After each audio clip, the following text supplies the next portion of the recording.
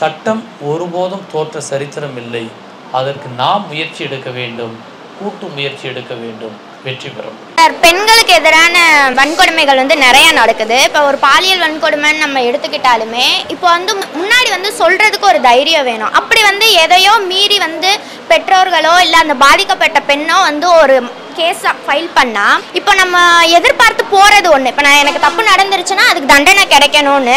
ஆனால் நம்ம போகிறது ஒன்று, அங்கே நடக்கிறது ஒன்றா இருக்குது. ஒரு சம்பவம் நடக்குதுன்னா நம்ம எதிர்பார்த்து போகிறத காட்டிலும் அங்கே நம்மளுக்கு நடக்குன்ற நம்பிக்கை இருக்கிறனால தான் நம்ம வரோம். ஆனால் அது ரொம்ப ரொம்ப டிலே ஆகி ஒரு சில நேரத்தில் இப்போ நாங்கள் எவ்வளவோ மீடியாவை வழியாக நிறைய நியூஸ் பார்க்குறோம். இப்போ ஒரு இன்சிடென்ட் நடக்குதுன்னா ஃபஸ்ட்டு ஒன்று சொல்லுவாங்க, இப்படி இவங்க தான் அப்படின்ற மாதிரி கொண்டு வருவாங்க. அப்புறம் ஒன்று மாதிரி வரும். இப்போ எங்களுக்கு எப்படி தோணுதுன்னா, இப்போனால் சரியான முறையில் தண்டனை கிடைக்குதா? இப்போ ஒரு வன்கொடுமையில் ஈடுபட்ட ஒருத்தனுக்கு எங்களை பொறுத்தவரை அவனுக்கு மரணம் கொடுக்கணும், மரண தண்டனை விதிக்கணும். ஆனால் அது எல்லாருக்கும் நடக்குதா? உங்கள் பேர் என்ன சொன்னீங்க? மகாலட்சுமி. மகாலட்சுமிக்கு ஒரு கிளாப்ஸ் கொடுத்துருக்காங்க. அதாவது இப்போ ரீசெண்டாக 4 நாளைக்கு முன்னாடி சங்கர் ஜுவால் டிஜிபி ஒரு சின்ன அனௌன்ஸ்மெண்ட் கொடுத்துருக்காரு. நீங்கள் உங்களுடைய மனக்குமரலை அவர் வெளிப்படுத்தியிருக்கார். எப்படின்னா, ஒருவேளை கீழே போக்சோவில் விடுதலை ஆகுது அப்படின்னா அப்பீல் பண்ணுங்கள். ஃபஸ்ட் கவர்மெண்ட்டு அரசாங்க வக்கீலே எஃபர்ட்ஸ் எடுங்க. நம்பர் 1. நம்பர் 2, உங்களுக்கு சின்ன டெக்னிக் சொல்லிடுறேன். போக்சோவில் ஒரு வழக்கில் போலீஸ் புகாரை எடுக்கலைன்னு சொன்னாலே 1 இயர் பனிஷ்மெண்ட் சொன்னேன். உங்களுக்கு அப்பயே சொன்னேன், பனிஷ்மெண்ட்டு போலீஸ் ஆஃபீஸருக்கு 1 இயர். நம்பர் 2, அவங்க உங்களை கூப்பிட்டு விசாரிக்கிறது எப்படி எடுக்கணும் தெரியுமா? வீடியோ மூலமாக பதிவு செய்யணும். நம்பர் 2, எந்த பெண்களுக்கு not only POCSO, crime against women, பெண்களுக்கு எதிரான ஸ்டாக்கிங்காக இருக்கட்டும், வாயுரிசமாக இருக்கட்டும், ஆடையை களையிறதாக இருக்கட்டும், ஆசிட் அட்டாக்காக இருக்கட்டும், இந்த மாதிரி வழக்குகளில் அவர்கள் கம்ப்ளீட் வீடியோ எடுத்தது மட்டும் இல்லை, மஃப்டியில் தான் போகணும். இந்த யூனிஃபார்ம் போயின்னா பக்கத்தில் அக்கம் பக்கத்தில் ஏற்கனவே ஒன்றுன்னா 1000 கேள்வி கேட்பான். இந்த போலீஸ் வந்துட்டால் அதுவும் மானம் போயிருங்கிற மாதிரி ஒரு சூழ்நிலை. அதெல்லாமே கிளியர். அடுத்து உடனடியாக மேஜிஸ்ட்ரேட்டை கூப்பிட்டுப்போம், நீதித்துறை நடுவர்கிட்ட, ஜட்ஜு, இந்த concern judge or something, any one of the judge, அவங்கள்ட்ட தனி ரூமில் என்ன நடந்துச்சுன்னு ஜட்ஜ் எழுதுவாங்க. இது எல்லாமே பாதுகாப்பு ரெக்கார்டு. அப்புறம் மெடிக்கல் எவிடன்ஸ் அது எல்லாமே இருக்கும். என்னைக்கு தெரிந்த லெவலில் அந்த பாதிக்கப்பட்ட பெண் ஸ்ட்ராங்காக உண்மையாக நடந்ததை அப்படியே சொன்னால் போதும், நிச்சயமாக அங்கே தண்டனை வருது. இந்த கேஸை பொறுத்தவரை, போக்சோவை பொறுத்தவரை. மற்ற வழக்குகளில் கொஞ்சம் மாறும், நான் இல்லைன்னு நான் சொல்லலை. மேம் சொன்ன மாதிரி இருக்குது, பாசிபிலிட்டிஸ் இருக்குது.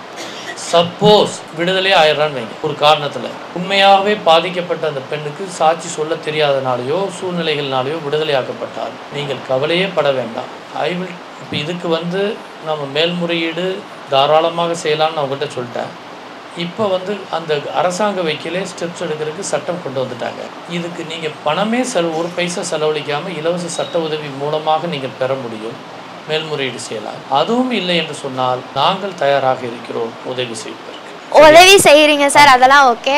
இப்போ ஒரு இது நடக்குதுன்னா இப்போ இந்த தப்பு மன்னிக்கக்கூடிய தப்புன்னு நினைக்கிறீங்களா சார்? அந்த மாதிரி கேட்குறேன். 2 விஷயம். மன்னிக்கிறது எப்படின்னு கேட்டிங்களா, அறியாமை வேற, தெரிஞ்சு செய்கிறது வேற.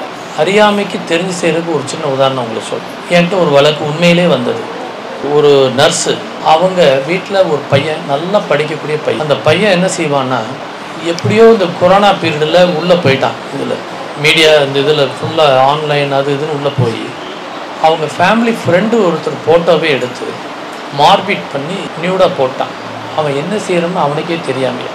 இவர் நடக்கிறது ஒரு 9th ஸ்டாண்டர்ட் ஸ்டூடெண்ட். இது நடந்த ஒரு உண்மை சம்பவத்தை நான் சொல்லுவேன். பின்னாடி கண்டுபிடிச்சி அவனை அடி வெளுக்கிறாங்க, பல்லெல்லாம் கீழே விழுகிற அளவுக்கு அவனுக்கு அடி, பெரிய பாதிப்பு. அப்போ என்கிட்ட கூப்பிட்டு அவங்க ஃபேமிலி மெம்பர்ஸ் கண்ணீர் விட்டு அழுதாங்க. இப்போ நான் சொன்னேன், அந்த பையன் உண்மையிலே இன்டென்ஷனாக செய்யலைங்க, அறியாமையில் செஞ்சுருந்தா கூட கவுன்சிலிங் தேவைப்படுது.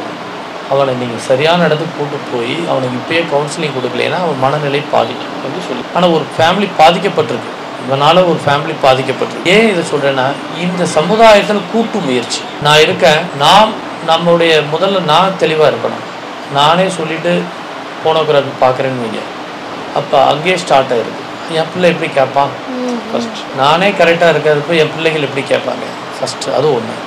ரெண்டாவது இந்த சொசைட்டியில் பீர் ப்ரெஷர், இந்த சமுதாயத்தில் எப்படி வரும்னா ஒரு பிரச்சனை, நம்ம இது பார்க்குறதுனால என்ன ஆகுது? Just seeing. இன்னைக்கு வேர்ல்டே பார்த்துட்ருக்கு, நம்மளும் ஒரு ஆள் பார்க்குறோம். இது 2வது. 3வது, இன்றைக்கி இருக்கிறதுல பார்க்கலைன்னு சொன்னால் நம்மளை ஒதுக்கப்பட்டுருவாங்கன்னு ஒரு பயம். இந்த எல்லாத்தையும் தாண்டி சட்டத்தில் தெரிஞ்சிருந்தே ஒருவன் தவறு செய்தால் அவனுக்கு தண்டனை வருது. அதில் மாற்று கருத்தே கிடையாது.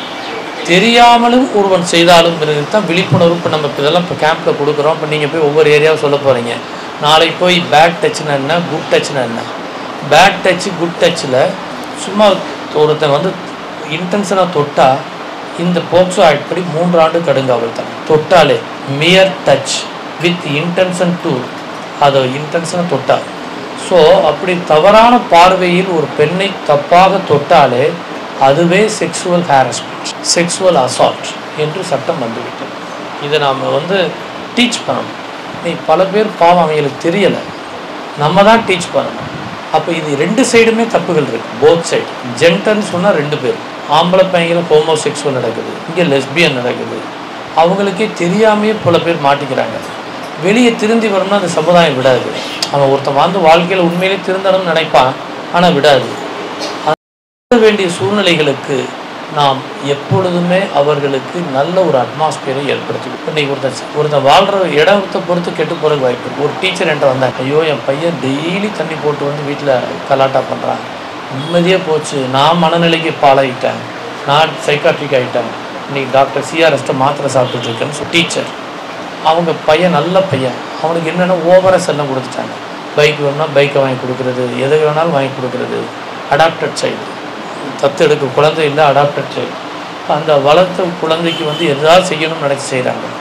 குழந்தைகளை நாம் கண்காணிக்க வேண்டும், குழந்தைகளை அவங்கள்ட்ட டீச் பண்ணணும், எஜுகேட் பண்ணணும். ட்ரெயின் அப் எ சைல்டு. பிள்ளையானவனை வளர்க்க வேண்டிய வழியில் வளர்த்து அவன் முதிர் வயதிலும் விடாது இருப்பான். குழந்தைகளுக்கு வந்து எவ்ரிடே நம்ம ஹெல்ப் பண்ணணும், அவங்களோட உதவி செய்யணும். சப்போஸ் ஒரு பெற்றோர்களே நம்ம பெரிய தவறுகள் தெரிஞ்சு செய்யக்கூடியவங்களுக்கு தான் இந்த சட்டத்தில் தூக்கு தண்டனை. குறைந்தபட்ச தண்டனை சாகு வரை ஜெயில். மீடியம் தண்டனை என்ன சொன்னால் 20 வருஷம் ஜெயில் தண்டனை. அவங்களுக்கு பரோல் கிடையாது, பிரிமெச்சூர் இது கிடையாது. இது எல்லாமே நம்ம அவங்களுக்கு சொல்லணும். ஃப்ரெண்ட்ஸுனால கெட்டு போகிறவங்க ரொம்ப பேர் உண்டு. வா நம்மளாம் அங்கே போயிட்டு வருவோம் நம்ம அப்படின்னு செஞ்சுட்டு கொண்டு போய் மாட்டி விட்டு இன்றைக்கி பல பேர் வாழ்க்கையில் ஜெயிலில் இருக்கிறவங்க நான் பார்த்துருக்கேன். ஒருத்தன் வந்து இப்போல்லாம் அவங்க அப்பா 2 காலம் கிடையாது, ஜொமோட்டோவில் வேலை பார்க்குறேன்.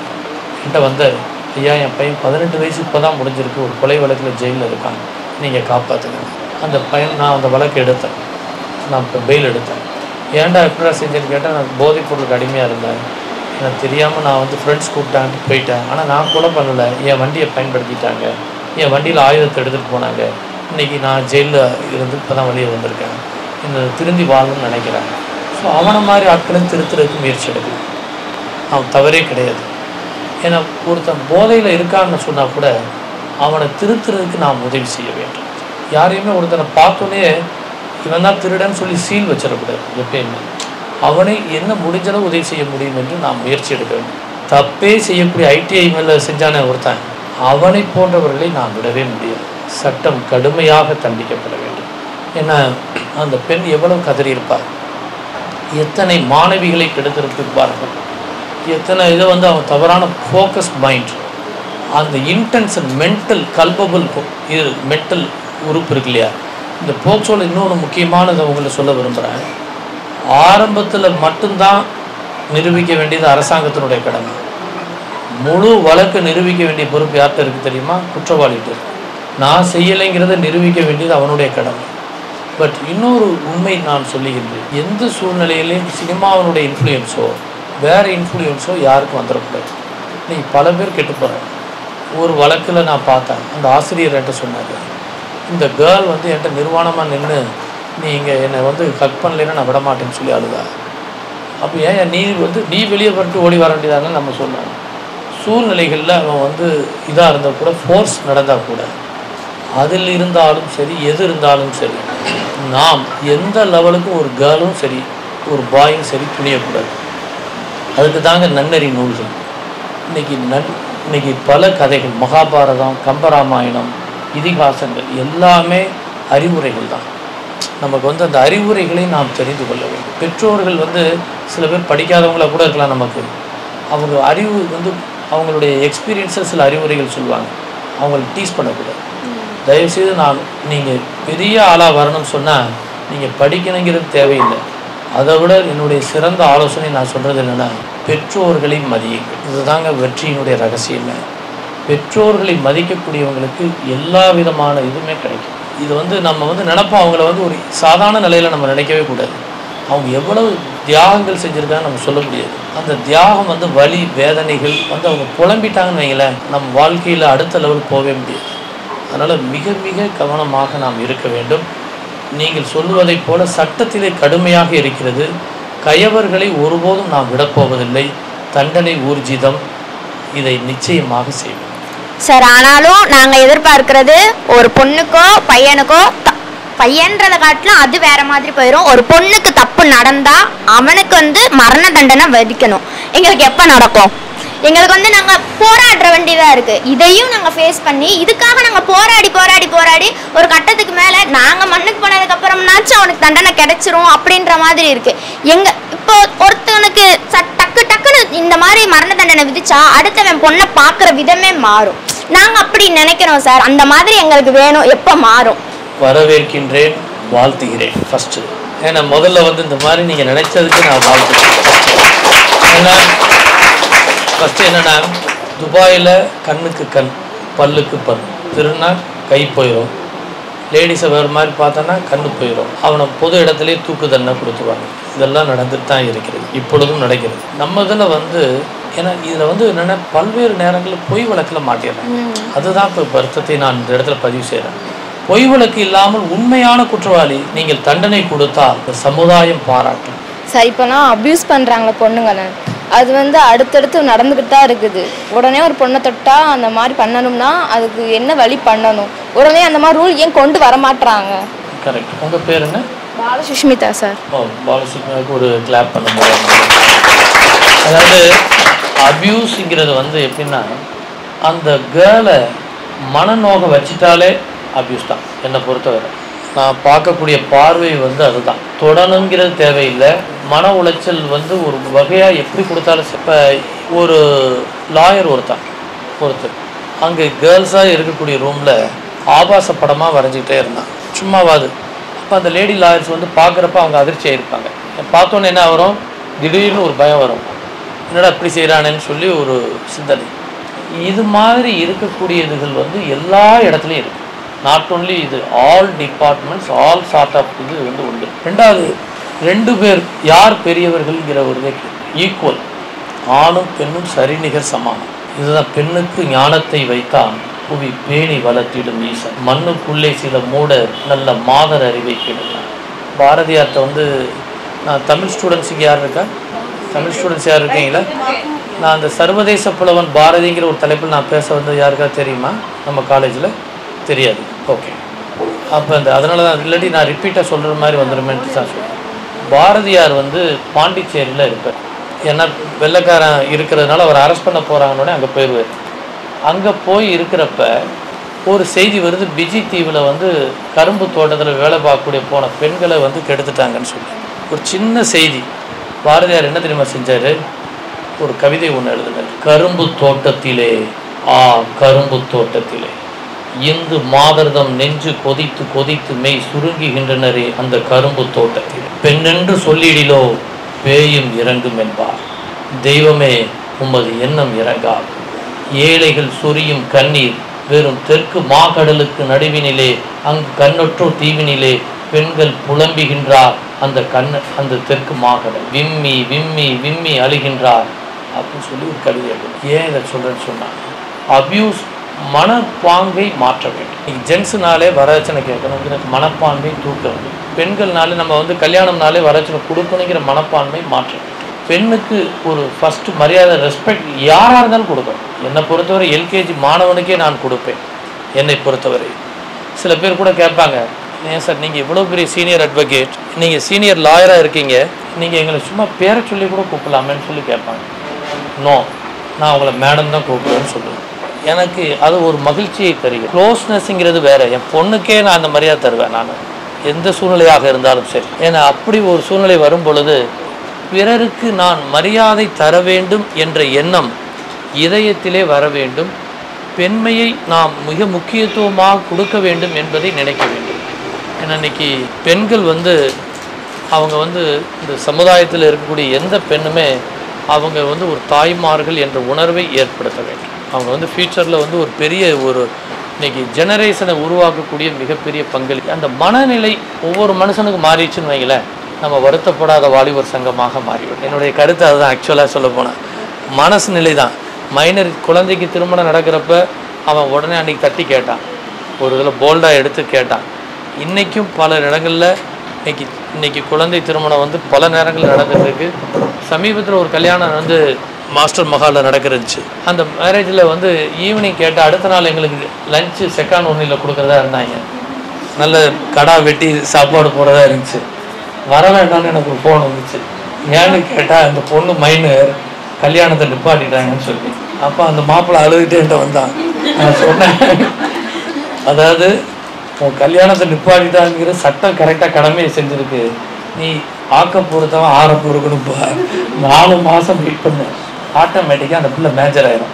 அது பிறகு கல்யாணம் பண்ணிக்க, இப்போ வாழ்க்கையில் நிம்மதியாக இருந்துக்குன்னு சொல்லி அவனுக்கு ஆலோசனையை கொடுத்தோம். இதைத்தான் இந்த இடத்துல நான் பதிவு செய்ய வேண்டும். ஒவ்வொரு ஜென்ஸுக்குமே பெண்மையை போற்றுவோம், பெண்மையை மதிப்போம் என்ற உணர்வை ஏற்படுத்தும் பொழுது அபியூஸ் வராது. ஒவ்வொரு பெண்ணுமே கணவனை நேசிப்போம், நான் கணவனை பாதுகாப்போம், எந்த ஒரு மனிதனையுமே நாம் நேசிப்போம். மனிதர் நோகம் மனிதர் பார்க்க மாட்டேன், மனிதர் உணவை மனிதர் பழக்கம் இருக்கக்கூடும். எந்த இடத்துலையும் அவர்களுக்கு அதாவது ஒரு ஹியூமன் பீயிங்னாலே அவன் ஏழையாக இருக்கலாம், பிச்சைக்காரனாக இருக்கலாம், யாராக இருக்கலாம், அவனுக்கு ரெஸ்பெக்ட் கொடுக்கறதுக்கு தெரிஞ்சு வைத்து கொண்டால் அபியூஸ் வராது, வெற்றி பெற்றுள்ளது. இன்னும் அந்த ரூல் எப்போ தான் கொண்டு வருவாங்க? இல்லை, அதாவது சட்டங்கள் வந்துருச்சு, ஆனால் நடைமுறையில் சிக்கல்கள் இருக்கு. சட்டம் இருக்கிறது, இன்னைக்கு சட்டமே மக்களுக்கு போல இல்லை. இன்னைக்கு லா இருக்கு பல இடங்கள்ல. லா இன்னைக்கு எல்லா இடத்துக்கும் மக்களுக்கு தெரிஞ்சிருச்சுன்னா, இப்போ ஒவ்வொரு பகுதியிலையும் நீங்கள் போய் அடுத்து இந்த தெருவில் போய், இது என்ன கல்லந்தரி தானே, கல்லந்தரியில் போய் ஒரு மெகா ஃபோனை வச்சுட்டு, ஐயா நீங்கள் எந்த பொண்ணையாவது தப்பான எண்ணத்தில் தொட்டாதீங்க, உனக்கு 3 வருஷம் கைவிலக்கு ஜெயில் இருக்கு அப்படின்னு காமிச்சிங்கன்னு வைங்க, தெரிச்சு ஓடிவான். சரியா? சட்டம் இருக்கிறது, அவர்களுக்கு சேர்க்க வேண்டிய இடம் இருக்கு. சட்டம் எப்படின்னா வீட்டில் நம்ம எடுத்து சொல்லணுங்க. Charity begins at home. நான் ஏழைக்கு நான் உதவி செய்யணும் ஃபர்ஸ்ட், முதல்ல. அப்போ தானே மற்றவனே செய்ய முடியும். நான் ஊருக்கு உபதேசம் சொல்லிட்டு நானே செய்யாமல் இருந்தால் ஃபர்ஸ்ட். அதைத்தான் நான் எனக்கு 100 இளைஞனை தான் அந்த சமுதாயத்தை மாற்றுகிறேன்னு சொன்னார் சுவாமி விவேகானந்தர். எழுமீன் விழுமீன் கருதிய கருமம் வரை உழைமீன் சொன்னார் சுவாமிஜி. இன்னைக்கு நாம் எடுக்க வேண்டியது, தனி ஒரு மனிதனுக்கு உணவில்லை எனில் ஜகத்தினை அளித்துவோங்கிற ஒரு பார்வை. இந்த பார்வை, இல்லை என்ற சொல்லை உலகில் இல்லையாக வைப்பேன் என்ற பார்வை. பார்க்குறப்பயே ஒருத்தர் மேலே கரிசனை வேணுங்க, கம்பேஷன். இந்த மனைவியை பார்த்து மேலே ஏறி உட்கார்ந்த கணவனும் உண்டு. ஏன்னா இந்த வேண்டாம் வீட்டுக்குள்ளேயே வராமல் வடிவேலு மாதிரி ஓடி ஓடி போன கணவன்களும் உண்டு. அந்த பயமும் தேவையில்லை. மனம் ரம்மியமாக வாழ்க்கையிலே எல்லாரும் வாழ வேண்டும். சிப்ளிங்காக இருக்கட்டும், அண்ணனை தங்கச்சிக்கு மரியாதை தர வேண்டும். நான் அண்ணங்கிற ஒரு பந்தா கெத்தில் தங்கச்சி அடிக்கிறதே தப்பு என்னை பொறுத்தவரை. 2 ஈக்குவல். அந்த உணர்வை கிள்ளையிலே நாம் கொடுக்கணும். இதை நாம் கொடுக்கறதுல பல வீடுகளில் ஒரு கண்ணு சுண்ணாம்பு, ஒரு கண்ணு பால். இந்த பார்வை ஒழிய வேண்டும். இந்த பொறி உங்களிடம் வந்ததற்காக நான் வாழ்த்துகிறேன். Thank you sir. சார், இப்போ நீங்கள் சொன்னீங்க சார் சட்டங்கள் எல்லாமே கடுமையாக இருக்குன்னு சொல்லி. ஆனால் நான் நேரில் பார்த்த விஷயம் சொல்கிறேன். எங்கள் ஊரில் 9th படிக்கிற ஒரு பொண்ணு, அந்த அண்ணனுக்கு 20 வயசுக்கு மேலே இருக்கும். 2 பேரும் லவ் பண்ணி மேரேஜ் பண்ணி ஊரை விட்டு 1 மாதம் போய் இருந்துட்டாங்க. அப்போ அவங்களுக்கு செலவுக்கெலாம் காசு இல்லைன்னு சொல்லி ஊருக்கு ஃபோன் பண்ணாங்க அவங்களோட ஃப்ரெண்ட்ஸ் எல்லாத்துக்குமே.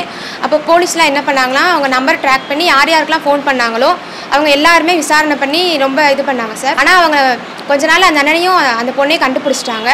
கண்டுபிடிச்சி அந்த பொண்ணை ஹோமில் வச்சுட்டாங்க. அந்த அண்ணனை ஜெயிலில் போட்டாங்க. ஃபஸ்ட்டு அந்த பொண்ணு ஹோமில் 1 மாதம் கூட இல்லை. ஆனால் அந்த பொண்ணை வீட்டில் பணம் கட்டி கூட்டிகிட்டு வந்துட்டாங்க. அதே மாதிரி அந்த அண்ணனும் 3 மாதம் கூட ஜெயிலில் இல்லை, பணம் கட்டி அந்த அண்ணனையும் கூட்டிகிட்டு வந்துட்டாங்க. சட்டங்கள் கடுமையாக இருக்குன்னு சொல்கிறீங்க சார், ஆனால் அந்த மாதிரி பணம் கட்டினா அவங்க விட்டுடுறாங்களே. இப்போ உங்கள் பேர் என்ன? ஸ்ரீமதி சார். ஸ்ரீமதி வழக்கறிஞராக கொண்டு வந்தலாம் நான் நினைக்கிறேன். வாழ்த்துக்கள். இப்போ அதாவது மேட்ரு என்னென்னா, கணவன் அதாவது திருமணத்துக்கு 21 வயசு 18 வயசு இருக்குது. இப்போ சட்டம் மாறப்போகுது. சமீபத்தில் லா கமிஷன் கொண்டு வராங்க. ஏன் இப்போ உங்களுக்கு சொல்கிறேன்னா, மைனரில் 2 பேரும் கல்யாணம் பண்ணிடுறாங்கன்னு வைங்க, அப்போ அந்த ஹோமுக்கு கொண்டு போயிடுவாங்க. ஏன்னா 18 வயசுக்கு கீழே இருக்கிறவங்கலாம் யார், இளம் சிறார்கள், குழந்தைகள்னு டெக்ளேர் ஆயிடுச்சு. அப்போ ஹோமுக்கு தான் கொண்டு போக வேண்டிய ஒரு சூழ்நிலை வந்துருக்கு. இப்போ இவங்க 2 பேருமே ஜட்ஜி இவன் அரெஸ்ட் பண்ணி ரிமாண்ட் பண்ணியிருப்பாங்க. இவளே வந்து என்ன சொல்லுவாள், அந்த குழந்தைய நான் அவரோட விரும்புகிறேன், வாழணும்னு நினைக்கிறேன், எனக்கு வெளியே கொண்டு வாங்கன்னு சொல்லுவாள். இது ஒரு பக்கம் நடந்துக்கிட்டே இருக்குது, ஓடிட்டே இருக்குது. ஒரு பொண்ணு எனக்கு இன்னமும் கண்ணுக்குள்ளே இருக்குது. அவங்க அம்மா வந்து அப்பா 2 பேருமே இந்த குழந்தைய வந்து ஒருத்தன் ஃபாலோ பண்ணிகிட்டே இருக்கான்னு சொல்லி ஒரு போலீஸ்காரன் மேலே அவங்க நடவடிக்கைலாம் எடுக்கணும்னு நினச்சி எல்லாம் செய்கிறாங்க. அதே போலீஸ்காரன் கூட ஓடி போயிடுறான் ஒரு ஸ்டேஜில். எனக்கே தூக்கி அப்புறம் போலீஸ் கண்டுபிடிச்சி கொண்டு வந்துட்டாங்க. அடுத்து இன்னொரு பையன் கூட ஓடி போயிடுறாங்க. கோர்ட்டில் போய் நிற்கிறப்ப என்கிட்ட அந்த கேஸ் வந்துச்சு, நான் ஆஜராகிறதுக்கு எனக்கே கொஞ்சம் டஃப் ஆயிடுச்சு. அப்போ இந்த கேர்ள் ஏன் ஓடிக்கிட்டே இருக்குது? ஒன்று வீட்டில் பஞ்சாயத்தா, ஏதோ ஒரு விஷயம் இருக்குல்ல, அப்பா அம்மாக்குள்ளேயே சண்டை இருக்குன்னா நம்ம அப்படி தானே ஆராய்ச்சி பண்ண வேண்டியது இருக்குது. பெற்றோர்களுக்குள்ளேயே நிம்மதி இல்லாமல் இருக்கக்கூடிய குடும்பங்கள் உண்டு. நம்ம நினைக்கிறோம் ஒரு பொண்ணு வந்து பாதிக்குது, ஒரு குடும்பம் பாதிக்குதுன்னா வீட்டில் ஸ்டார்டிங் பாயிண்ட்லேயே ப்ராப்ளம் இருக்கும். நமக்கு தெரியாது ஆக்சுவலாக. அந்த ப்ராப்ளத்தை அனலைஸ் பண்ணணும் ஃபஸ்ட். இப்போ இந்த மேட்டரை பொறுத்தவரை அவங்க ரியல் லவ்வா, ட்ரூ லவ்வா, இல்லை மாறிட்டாங்களாங்கிறது அதில் ஒரு குறிப்பு சார், 2 பேருமே அண்ணன் தங்கச்சி முறை வரும் சார். ஆனாலும் அவங்க லவ் பண்ணியிருக்காங்க. இது வந்து என்னென்னா ஒரு பெரிய கொடுமை என்னன்னு சொன்னால், நமக்கு சட்டத்தில் வந்து ப்ரோஹிபிட்டட் ரிலேஷன்ஷிப், இன்றைக்கி நம்ம ஊரில் இதில் ஒன்று ப்ரோஹிபிட்டட் ரிலேஷன்ஷிப் வந்து தடை செய்யப்பட்ட உறவு. ஆனால் இன்றைக்கி வந்து காதலுக்கு கண்ணுலேன்னு ஒரு இதை வேற வச்சுருக்காங்க. உண்மையா இல்லையா? அவன் எதையுமே பார்க்க மாட்டான். அவங்க பார்த்தீங்கன்னா நிச்சயமா அவங்க 2 பேரும் பேசுகிறப்ப நம்ம அந்த பக்கம் நீங்களே போயிருந்தா கூட உங்களை யாருன்னு பார்த்துருக்க மாட்டான். எவ்வளோ பெரிய இது வந்தாலும் பார்க்க மாட்டாங்க. அவங்களுடைய பார்வை எல்லாமே அன்னைக்கு எது ஒரு இதாக கூட சொன்னாங்க. ஒரு மனைவி வந்து ஷாஜகான் தாஜ்மஹாலை எவ்வளோ அழகாக கட்டியிருக்காரு, நீங்கள் அத்தான் எனக்கு என்ன செய்வீங்க இதே மாதிரின்னு சொல்லி கேட்டாங்க. உடனே இவன் சொன்னா, நீங்கள் என்ன எனக்காக என்ன கட்டுவீங்கன்னு சொல்லி, நீ இறந்துட்டா உன் தங்கச்சியை கட்டுவேன்னு சொல்லி. ஸோ மனநிலை இன்னைக்கு அந்த மைண்ட் செட் வந்துருச்சு. மைண்ட் மேப் வந்து கம்ப்ளீட்டாக ஒரே நேரம் இங்கே அவர்கிட்ட லவ்வருக்கு கை கொடுத்துட்டு இருக்கப்ப இன்னொரு கையை கொடுத்து இன்னொரு கருத்தை கை கொடுக்குற ஸ்டேட்டஸில் இன்றைக்கி ஓடிட்டு இருக்கு. ஸோ இந்த லவ் முக்கோண காதலா, எப்படி ஒரு காதல் என்ன மாதிரி வருதுங்கிறது, இதுக்கு வந்து என்னென்னா வேல்யூஸ் தாங்க இன்றைக்கி வெரி இம்பார்ட்டன்ட். எல்லாருமே இப்போ நம்ம வந்து இப்போ நான் சொல்கிறேன்னு சொன்னால் எனக்கு சில மென்டார்ஸ் இருக்காங்க, நானும் அடிபட்டு தான் வந்திருப்பேன். யாராக இருந்தாலும் சரி, நமக்கு ஒவ்வொரு நாளுமே லேர்ன் பண்ணணும். Learning is a life long journey. எப்பயுமே நீங்கள் வாழ்க்கையில் தெரிஞ்சுக்கிற வேண்டிய விஷயம், ஒவ்வொரு நாளும் ஒரு நல்ல செய்திகளை படிக்கணும். உங்களுக்கு இன்றைக்கி எல்லா வகையிலையும் நம்ம மீடியா ஹெல்ப் பண்ணுது. இப்போ நான் வந்து உலகத்தில் இருக்கக்கூடிய எல்லா நாட்டிலையும் இருக்கக்கூடிய பெஸ்ட்டு புக்கை எவ்வளோ ரூபா இருந்தாலும் நான் வாங்கி படித்து கொண்டே இருப்பேன்.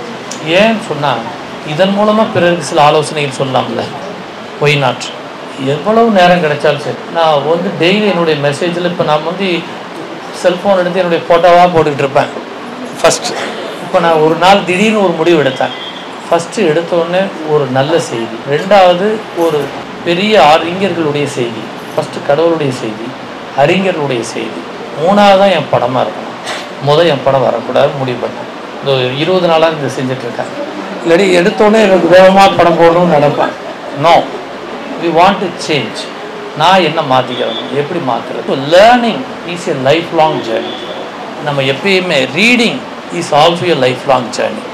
நம்ம என்றைக்கு படிக்கிறத நிப்பாட்டுறோமோ அன்றைக்கி வளர்ச்சி கொண்டு, என்றைக்கு வேல்யூஸை பற்றி நம்ம தெரியாமல் போகிறோமோ அன்றைக்கி நம்ம மாட்டிக்குவோம். ஸோ இது வந்து வருத்தத்துக்குரிய விஷயம். நீங்கள் சொன்னது இது மாதிரி ஆயிரக்கணக்கான கேஸுகள் நாங்கள் தினசரி பார்த்து கொண்டு இருக்கிறோம். நீதிமன்றத்தில் காலையில் பார்த்தாலே எங்களுக்கு தான் கேஸ். நான் வந்து சீனியர் மீடியேட்டர், ஹைகோர்ட்டில் டெய்லி பல்வேறு வழக்குகள் நீதிமன்றம் எனக்கு அனுப்புவாங்க. இன்றைக்கே இப்போ நான் மதியம் எனக்கு 3 கேஸ் இருந்துச்சு. நான் இன்னொரு கோ மீடியேட்டரை பார்க்க சொல்லிட்டேன், இன்றைக்கி நான் வர முடியாது என்று சொல்லி. இதை ஏன் நான் பதிவு செய்கிறேன்னு சொன்னால், நீங்கள் தயவு செய்து நன்னறிகளை, பல கருத்துக்களை எந்த மதமாக இருந்தாலும், எந்த மகாபாரத்தில் தெரிந்து கொள்ளுங்கள், கம்பராமாயணத்தில் தெரிந்து கொள்ளுங்கள், நம்மளுடைய குரானில் தெரிந்து கொள்ளுங்கள், பைபிளில் தெரிந்து கொள்ளுங்கள், பகவத்கீதையில் தெரிந்து கொள்ளுங்கள், படித்து கொண்டே இருங்கள்.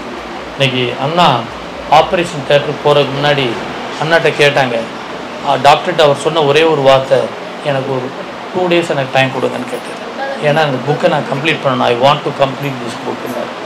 ஸோ ஸோ புத்தகங்கள் தலைகீழாக ஒரு மனிதனை சில ஆலோசகர்கள், நல்ல ஒரு கவுன்சிலர், இப்போ எந்த டவுட் இருந்தாலும் சரி, நல்ல ஒரு ஆலோசனை கிடைக்கக்கூடிய நேரத்தில் அநேக ஆலோசனை கிடைத்தால் சுகம் உண்டாகும். ஸோ அப்போ அவனுக்கு ஒரு லைஃப்பை டேர்ன் பண்ணுறதுக்கு ஒரு வாய்ப்பு இருக்குது. அவன் இந்த மாதிரி இன்றைக்கி சமுதாயத்தில் நீங்கள் சொன்ன ஒரு சின்ன சம்பவம், ஆனால் குறையோடி போயிருக்கிறது. இதை நாம் நிவர்த்தி செய்யணும்னு சொன்னால் நம் ஒவ்வொருத்தருடைய கடமை, நாம் எடுக்கக்கூடிய முதல் அடி அது மிகப்பெரிய பயணத்தை சொல்லி செல்லும். வாழ்த்துக்கள்.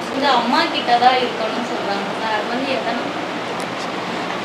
அதாவது டைவர்ஸை பொறுத்தவரை உங்களுக்கு ஜென்ரலாக சொல்கிறேன், அம்மா கிட்ட இருக்கிறது ஏன் அப்பாட்ட இருக்கிறதுன்னு ஒரு கேள்வி. யாருக்கிட்ட அனுப்புறதுங்கிறது கோர்ட்டே முடிவு செய்யும். இன்றைக்கி நேச்சுரல் கார்டியன்கிறது 2 பேரும், அப்பாவும் சரி அம்மாவும் சரி.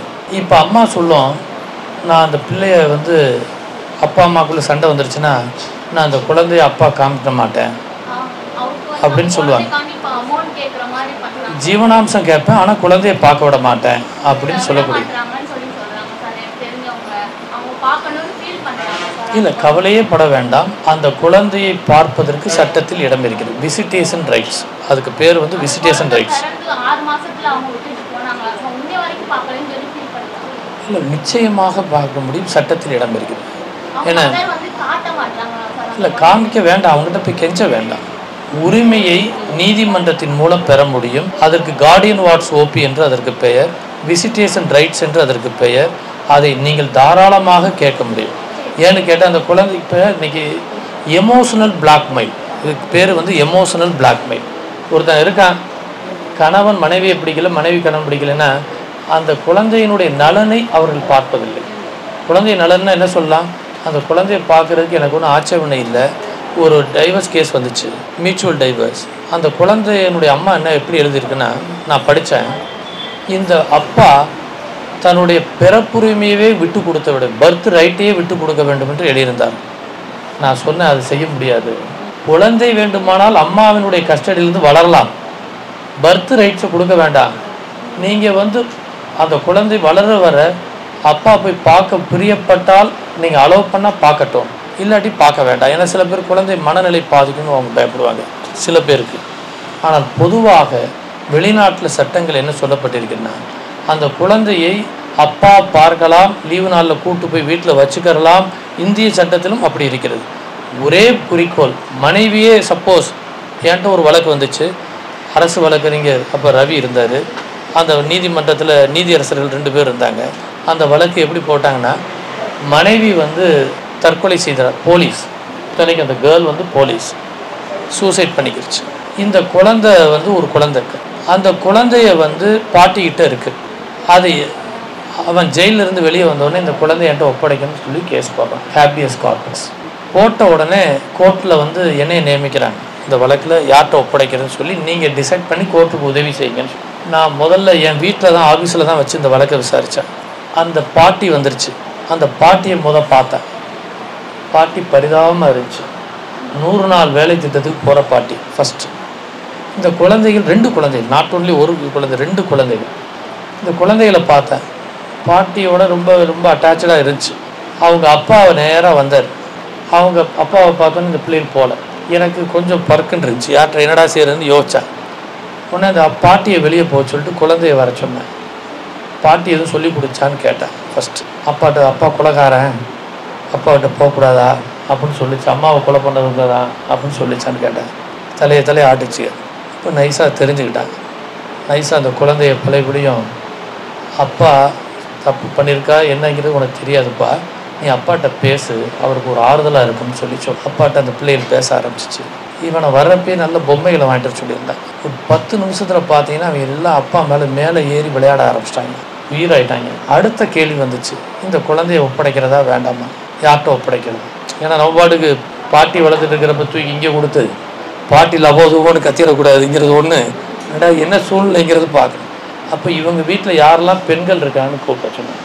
வீட்டில் இவங்களுடைய அக்கா தங்கச்சி எல்லாரையும் வர சொல்லி, இந்த குழந்தையை நீங்கள் பாதுகாக்க முடியுமா, முதல் ரிசர்ச் பண்ணி, அந்த குழந்தைக்கு போதுமான கான்வென்ட்டில் சேர்த்து படிக்க வைக்கிறதுக்கு பொருளாதாரம் இருக்கா, நம்பர் 2. நம்பர் 3, அந்த பாட்டி எப்போ வேணாலும் பார்க்குறதுக்கு அனுமதிக்கிறீங்களா, நம்பர் 3. இது 3 அக்ரி பண்ணாங்க. உடனடியாக அந்த குழந்தைய வாங்கி அப்பாட்ட கொடுத்தாங்க. 2 குழந்தைகள் அவ்வளவு கட்டி பிடிச்சி அவங்க லிப்ஸ் கிஸோட வெளியே போனாங்க. ஐ சா தட். அப்புறம் அந்த பாட்டியும் மகிழ்ச்சி ஆயிடுச்சு. ஸோ இது வந்து அப்பாவும் சரி அம்மாவும் சரி ஈக்குவல், யாரையுமே பிரிக்கக்கூடாதுங்க. அந்த பிள்ளைகள் வந்து வளர்ப்ப எவ்வளோ பாதிக்கப்பட்டிருக்கும். நான் முடிந்த அளவு அந்த குழந்தை நலன் கருதுவதற்கு நாம் உதவி செய்ய வேண்டும். முடிந்த அளவு குடும்பங்கள் பிரியாமல் இருப்பதற்கு கட்டுவதற்கு உதவி செய்ய வேண்டும். அந்த பொண்ணுக்கே விருப்பம் இல்லை, நான் வேண்டாம் இல்லை வெறுப்பாக இருக்குதுன்னு சொன்னால் இந்த அப்பா வந்து முடிவெடுக்கக்கூடிய கட்டாயம் இருக்குது. சில பேர்னால தாங்கவே முடியாது, எப்படியா பார்க்கணுங்கிறது நேச்சுரல். அப்படி இருக்கிறவர்களுக்கு நீதிமன்றத்திலே பரிகாரம் உண்டு, நிச்சயமாக உண்டு. தேங்க்யூ. லவ் பண்ணிட்டு அவங்க ஒரு அண்டர்ஸ்டாண்டிங்கில் வாழ்ந்துடுறாங்க. அவங்க வந்து அந்த அண்ணன் வந்து விட்டுட்டு போயிடுறாங்க. ஒரு கட்டத்தில் அவங்க விட்டுட்டு போயிட்டு வேறு கல்யாணம் பண்ணிக்கிறாங்க. இந்த பொண்ணு வந்து சரி வேணாம் நம்ம எதுவுமே விட்டுருவோம், இதே இப்படியே இருந்துட்டு போகுது, அவங்க போயிட்டாங்கல்ல இன்னும் வேண்டாம் அப்படின்னு சொல்லிட்டு அவள் ஃபீலிங்ஸ் எல்லாத்தையும் கட்டுப்படுத்திட்டு அவள் இருந்துக்கிறான். ஆனால் அவளால் தாங்கிக்க முடியல. 1 வருஷம் ஆகுது, 2 வருஷம் ஆகுது, தாங்கவே முடியல. இருந்தாலும் அவங்க மனசில் வேறு எந்த ஒரு ஆசையும் வரல. வீட்டுக்குள்ளேயே இருக்கான், அழுகுறா வைக்கிறா, வேறு எதுவுமே செய்யறதில்லை. ஆனால் அந்த பொண்ணு ஒரு கட்டத்தில் சரி நம்ம இவங்களை தண்டிச்சிடலாம் அப்படின்னு தோணுது. 2 வருஷத்துக்கு மேலே ஆயிடுச்சு, ஆனால் தண்டிக்கலாமா? ஸோ உங்கள் பேர் என்ன? வாசு. வாசுக்கு ஒரு கிளாப்ஸ் கொடுங்க. ஏன்னா இன்றைக்கி பல பெண்களினுடைய அவலத்தை எடுத்துறாங்க. ஒன்று தாங்க, 2 விஷயம் ஒவ்வொரு நாளும் முக்கியம் வாய்ந்தது. நமக்கு வந்து கணவன் வந்து திடீர்னு மனைவியை உதாசீனப்படுத்திட்டு போயிடுறான், கணவன் வந்து மனைவியை உதாசீனப்படுத்திட்டு போயிடுறான், இல்லை வேறு பெண்களோட தொடர்பு இருக்குது. நான் ஒரு வழக்கில் இப்போ சமீபத்தில் ஒரு தன்னுடைய மனைவியவே எனக்கு பிறக்கல இந்த குழந்தைன்னு ஒருத்தவன் சொன்னான். எனக்குன்னா கோபம் தாங்க முடியல. அப்போ அந்த குழந்தை பிறக்குது. நான் போய் அந்த குழந்தைக்கு ஃபஸ்ட்டு பிறந்த அன்னைக்கு போய் பார்த்தேன். ஃபர்ஸ்ட் பர்த்டேக்கு நான் போயிருந்தேன். அசிய லாயராக நான் போயிருந்தேன், அவங்களுக்கு போயிருந்தேன். அப்போ அவன் ரொம்ப நல்லவன் மாதிரி இருந்தான். இந்த பொண்ணுக்கு வந்து என்ன வருத்தம்னா, என்னை இவ்வளவு கேவலப்படுத்திட்டான். உண்மையிலே இந்த டிஎன்ஏ டெஸ்ட்டுக்கு நான் ரெடி, போகிறதுக்கு டெஸ்ட் எடுக்கிறதுக்கு ரெடி, என்னை இவ்வளோ கேவலப்படுத்திட்டான், நீதி கிடைக்கணும்னு சொல்லி அந்த பொண்ணை என்கிட்ட வந்துச்சு. அவனை வாயிலிருந்து உண்மையை வர வச்சாச்சு. அந்த ராஸ்கல் செய்யக்கூடிய அயோக்கியத்தன ரிப்போர்ட் ஃபுல்லாக எனக்கு கிடைச்சி. கூட இருக்கிற ஐடியில் வேலை பார்க்குறான் ஒரு கேர்ளோட கும்மால அடிக்கிற அவ்வளோ போட்டோம் என் கைக்கு வந்துச்சு. அவன் என்கிட்ட வந்தான், எனக்கு டைவர்ஸ் வேணும்னு. அவனும் என்கிட்ட வந்தான், அவங்க வக்கீல் மூலமாக. அவனை கூப்பிட்டேன், கண்ணா நீ நல்லவனான்னு கேட்டேன். நான் நல்லவன் தான் சார். நான் இந்த உன்னுடைய சதி லீலாவதி படத்தை காமிக்கிறேன் பாருன்னு சொல்லி ஒவ்வொரு போட்டோவாக காமிச்சான். அவ்வளோ போட்டோவும் காமிச்சேன். அவளோட கிஸ் பண்ணுறது, கூட நிற்கிறது, பீச்சில் போய் காலை டான்ஸ் ஆடுறது, அவ்வளோ போட்டோ. அப்படியே எந்திரிச்சு அதிர்ச்சியானா. அவங்க அப்பாட்ட சொன்னேன், உங்கள் பிள்ளைய நீங்கள் இவ்வளோ சொல்கிறீங்க, இன்னொரு மருமகளை நீங்கள் என்ன சொன்னீங்க, எனக்கே குழந்தை இல்லைன்னு சொன்னீங்க. இவ்வளவு கேவலமான ஒரு செயல். இந்த மாதிரி நீங்கள் செஞ்சதுக்கு இவனை ராஸ்கல் என்ன செய்யணும்னு சொல்லி சொன்னோடனே கண்ணீர் விட ஆள ஆரம்பித்தேன். நான் சொன்னேன், இதுதான் அவனுக்கு பெரிய தண்டனை. இந்த தண்டனையை எல்லாரும் இதை நிரூபிக்க முடியாது. பட் ஒரு விஷயம் என்னென்னா, அவன் வந்து விட்டுட்டு போயிட்டா உடனடியாக நீங்கள் போலீஸ் ஸ்டேஷன் தான் போகணும் தேவையில்லை. பெரும்பாலும் ஒரு போலீஸ் ஸ்டேஷன் போயிட்டாலே பாதிக்கே சேர்க்க முடியாது. என்னையே ஜெயிலுக்கு அனுப்பிச்சிட்டில்ல, எங்கள் அம்மாவை நீ ஜெயிலுக்கு கொண்டு வந்து போலீஸ் ஸ்டேஷன் கொண்டு வந்துட்டில்ல, எங்கள் தாத்தாவை நீ கொண்டு வந்துட்டில்ல, உன் கூட வாழ மாட்டான். குடிகாரன் மாதிரி இதையே சொல்லுவான். சரியா? எப்போ ரிப்பீட் பண்ணாலும் அப்பீட்டாக இதே வார்த்தை அவன் வாயில் வரும் நேச்சுரலாக. இது வந்து இன்னைக்கு இருக்கக்கூடிய ஒவ்வொரு மனநிலை, இன்னைக்கு இருக்கக்கூடிய ஒவ்வொரு மனிதனுடைய மனநிலை. அதுக்கு தான் நான் சொல்கிறேன், instead of going to police station you go and approach family court. விரைவான நீதி கிடைக்கும். என்ன, சேர்ந்து வாழணும்னு ஒரு கேஸ் போடுங்க. அதுக்கு பேர் ரெஸ்டிடியூஷன் ஆஃப் கான்ஜுகல் ரைட்ஸ். என் மனைவி வந்து கணவனோட சேர்ந்து வாழணும், எனக்கு ஒரு தாம்பத்திய வாழ்க்கை வேணுங்கிறது சேர்த்து வைங்கன்னு சொல்லி கேட்கணும்.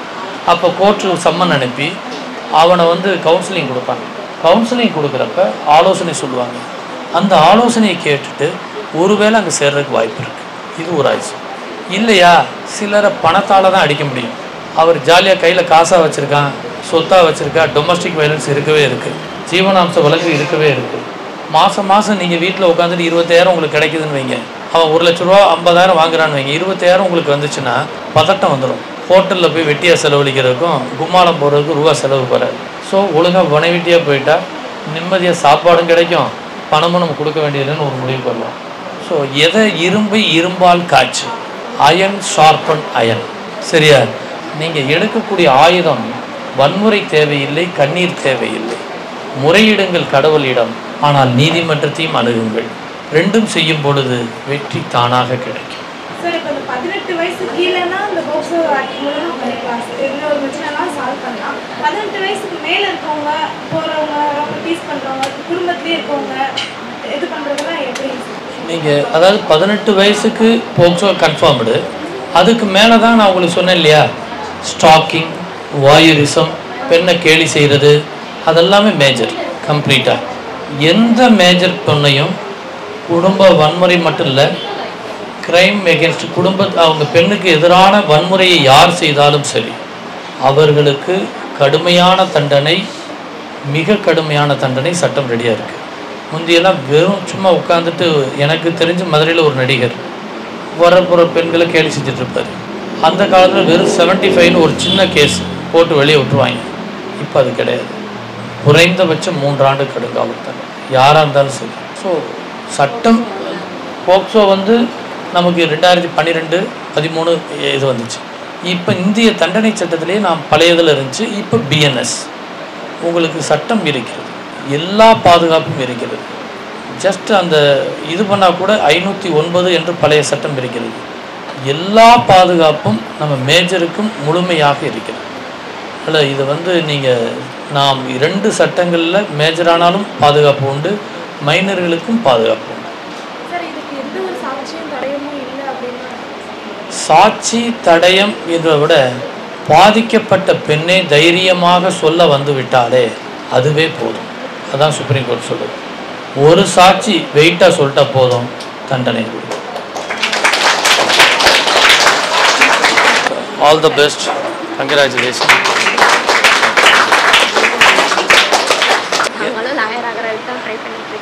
அதாவது லா படிக்கிறதுக்கு உங்களுக்கு சொல்லிடுறேன், செலவே கிடையாது. Number 1.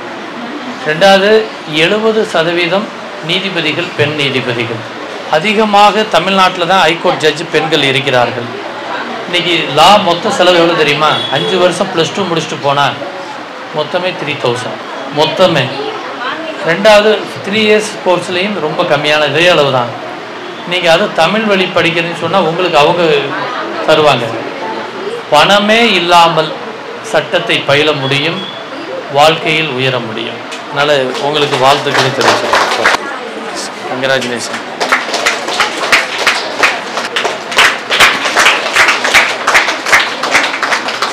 Thank you ma'am. Congratulation. So thank you very much.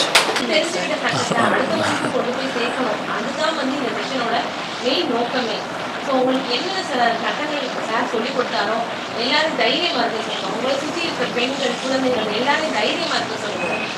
நீங்கள் செய்யறனாலும் கூட அவங்களுக்கு சரியான ஆலோசனை தெரியும் அப்படின்னா அவங்கள்ட்ட கொண்டு போய் கொடுங்க. அதுதான் வந்து இந்த செஷனோட மெயின் நோக்கம். நீங்கள் கேட்ட கேள்வியிலேருந்தே எனக்கு அந்த ஃபீட்பேக்காக என்னால் புரிஞ்சுக்க முடிஞ்சது. நமக்கு அப்படி ஒரு செஷனை ரொம்ப நல்லபடியாக ரொம்ப சிறப்பாக செய்து கொடுத்த நம்ம சார் சாமிவேலி சாருக்கு NSS சார்பாக நன்றிகளையும் வாழ்த்துக்களையும் தெரிவித்து